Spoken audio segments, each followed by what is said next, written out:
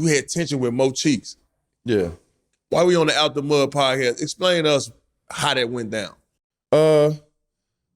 Man, like, first of all, to get to Portland, when I heard I was going to Portland, you know I was excited, man. Zebo is there, bro. This is my guy. What? Like I thought me and Zebo was really brother. Our mamas looked alike damn near. You know, they looked like they was sisters. It felt like we was just family already. So Zebo there. So, you know, I was super excited to get there. Mo Cheeks was there. So it all started the year before. I had a good year. You know what I'm saying? I fit in perfectly. I definitely felt Zebo supposed to have been the first option. You know what I'm saying? But I felt that I supposed to have been the second option because you gave me the ball. I had a mismatch every game. Like, either you put somebody big on me and I can dribble around them, or you put somebody small on me and I post them up.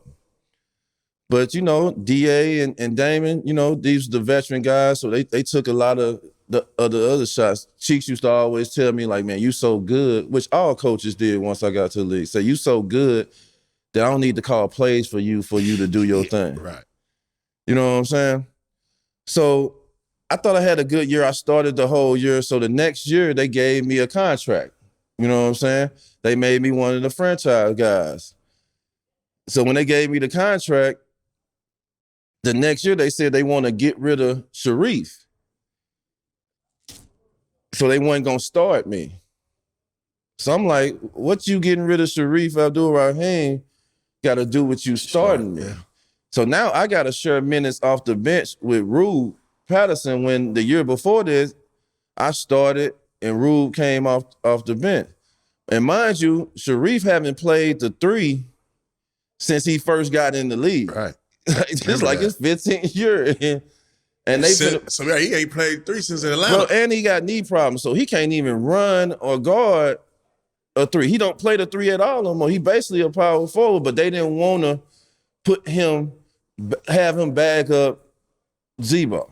But the year before, I felt it worked out well because Zebo starting, he getting all the minutes, but then you bring Sharif in, it's like still having another Zebo that can, a guy that can score on the box. I feel like that worked out good for us. But the next year they told me, yeah, we're going to give you franchise type money, but we're going to start Sharif. So that was the tension from the get-go. You know what I'm saying? And then that whole year I was just frustrated. Like, I was just frustrated just coming off the bench, frustrated having to share minutes with Ruben. And it was just like, you paid me all this money for nothing. You know what I'm saying? So we get in the locker room and when we get in the locker room, I guess everybody know that he about to get on my ass, which, you know, I don't care. It's something I did in the game, I guess. I don't really care. But Damon, like, don't say nothing to him. Just let him talk. DA and Damon, like, don't say nothing to him. Just let him talk. Zebo over there crying, dog. So we get to looking at the tape, right? And mind you, I'm not playing. I'm coming off the bench. I got a short minute. Cheeks is snapping at nobody else but me. So I let him talk.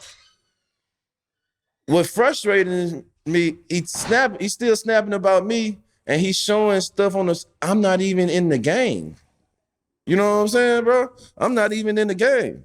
So then I got to the point where he was talking. Like, one thing I got respect for coaches. You can talk, you can yell, you can do whatever, but when you talking to me like you can try me, like you trying me, that's when I got a problem.